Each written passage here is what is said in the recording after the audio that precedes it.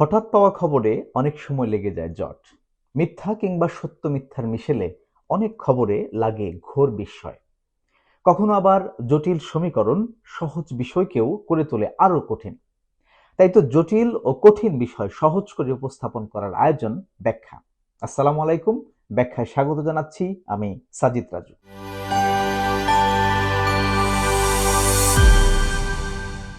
ব্যাখ্যার আজকের আয়োজন ঐক্যের রেলপথ হেজাজ ফিরছে মুসলিম বিশ্বের হারিয়ে যাওয়া অবিশ্বাস্য প্রকল্প। ঠিকই শুনছেন, ফিরছে এক ঐতিহাসিক মুহূর্ত। এক শতাব্দীরও বেশি সময় পর কিংবদন্তিতুল্য হেজাজ রেলপথ পুনরুজ্জীবিত হচ্ছে।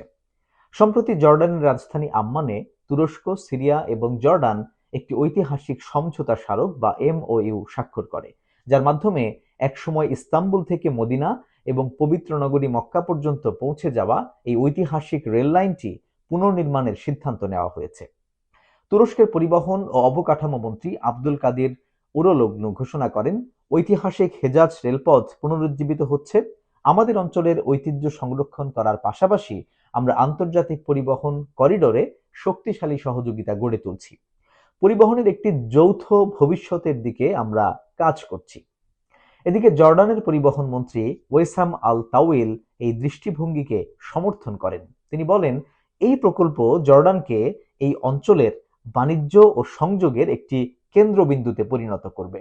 এদিকে সিরিয়ার কর্মকর্তারা এই উদ্যোগকে তাদের দেশের জন্য একটি সুযোগ হিসেবে দেখছেন, যেন তারা আবারও একটি গুরুত্বপূর্ণ সেতু বন্ধন হয়ে উঠতে পারেন।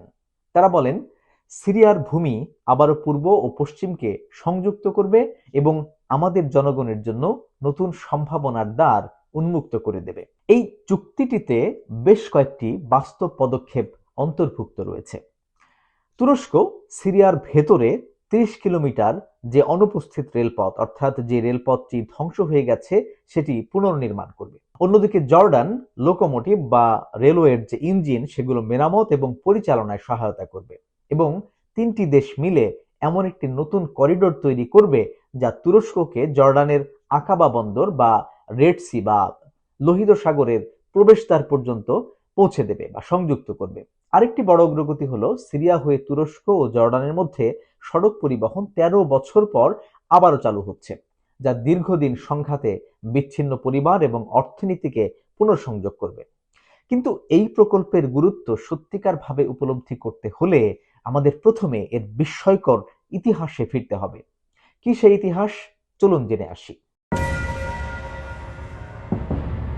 হেজাজ রেলপথ ছিল ২০ শতকের শুরুর অন্যতম উচ্চাকাঙ্ক্ষী প্রকল্প। সুলতান দ্বিতীয় আব্দুল হামিদ এটি কমিশন করেন। নির্মাণ শুরু হয় ১৯০০ সালে এবং সম্পন্ন হয় ১৯০৮ সালে। এটি প্রায় ১৭৫০ কিলোমিটার এলাকা জুড়ে বিস্তৃত ছিল।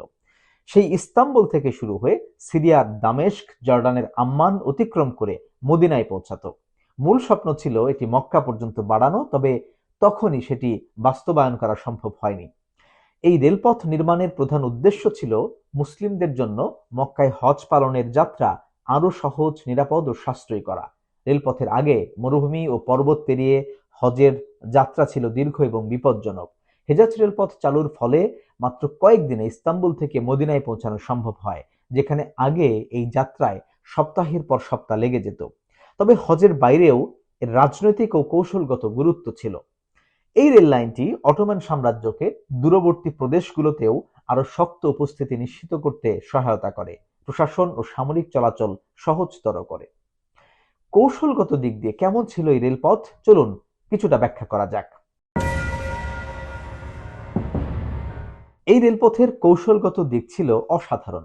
মরুভূমির প্রতিকূল পরিবেশে টিকে থাকার জন্য সরু গেজের ট্র্যাক, আকস্মিক বন্যা প্রতিরোধী পাথরের সেতু আর মরুভূমির মাঝখানে গড়ে ওঠা ছোট ছোট স্টেশন, সব মিলিয়ে এটি ছিল আধুনিকতার প্রতীক।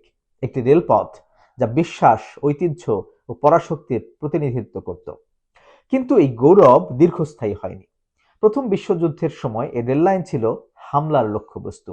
আরব বিদ্রোহের সময় লরেন্স অফ অ্যারাবিয়ার নেতৃত্বে ট্রেন লাইনগুলো ধ্বংস করা হয় এবং বিশাল অংশ বিশেষ ধ্বংস হয়ে যায়।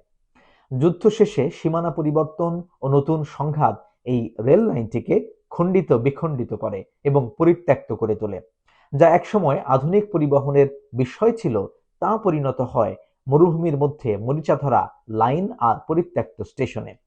তবুও ধ্বংসের মাঝেও হেজাজ রেলপথ স্মৃতিতে ছিল জীবিত এবং বেশ তাজা।